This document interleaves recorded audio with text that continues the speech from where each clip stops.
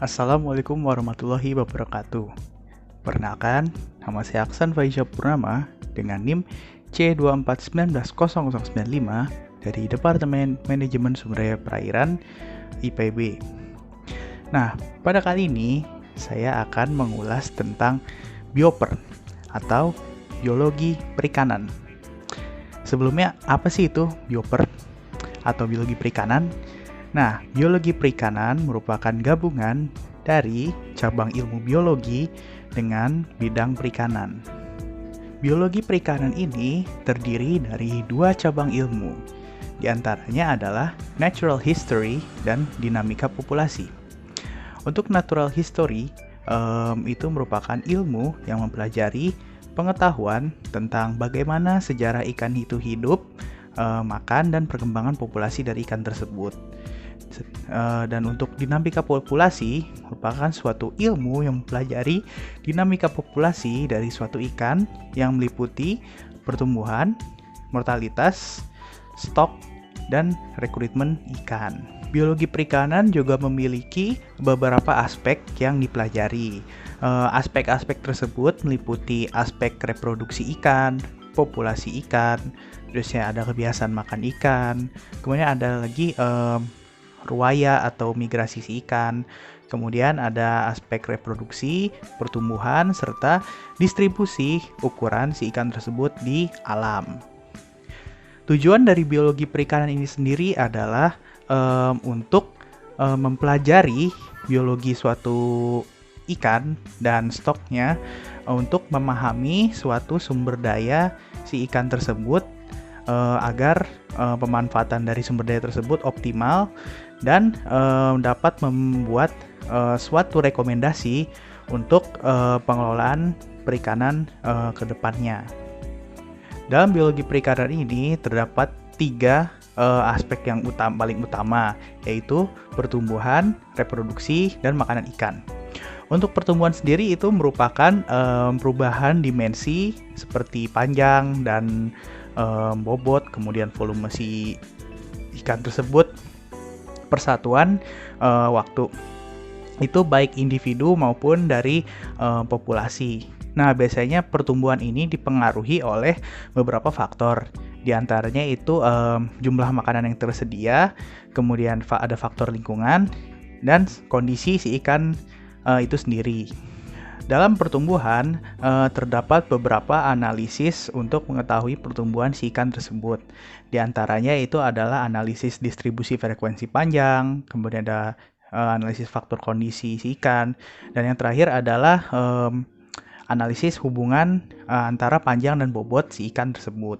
Kajian biologi perikanan selanjutnya itu adalah reproduksi ikan. Nah, dalam reproduksi ikan ini terdapat satu aspek penting yang harus diketahui, yaitu TKG atau tingkat kematangan gonad ikan.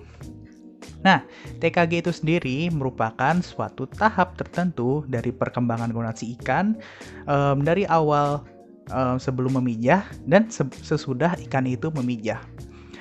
Dalam pengamatan TKG ini sendiri terdapat dua cara, yaitu ada secara morfologis dan histologis. Untuk cara morfologis itu, cara adalah kita melihat gonadnya itu secara visual dan secara langsung. Sedangkan secara histologis itu, kita melihat gonad si ikan itu menggunakan mikroskop sehingga terlihat si gonad itu secara mikroskopis. Untuk TKG tersebut, itu dipengaruhi oleh faktor internal dan faktor eksternal.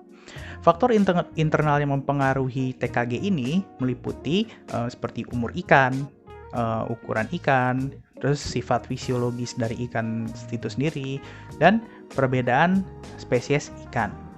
Untuk faktor eksternalnya itu adalah seperti kualitas lingkungan perairan yang meliputi suhu, arus, dan juga faktor dari jumlah makanan yang tersedia di perairan tersebut. Selain itu, TKG ini juga dapat digunakan untuk menghitung indeks kematangan gonad atau IKG. Nah, pertumbuhan dari IKG ini akan selalu sebanding dengan TKG atau sifatnya itu proporsional.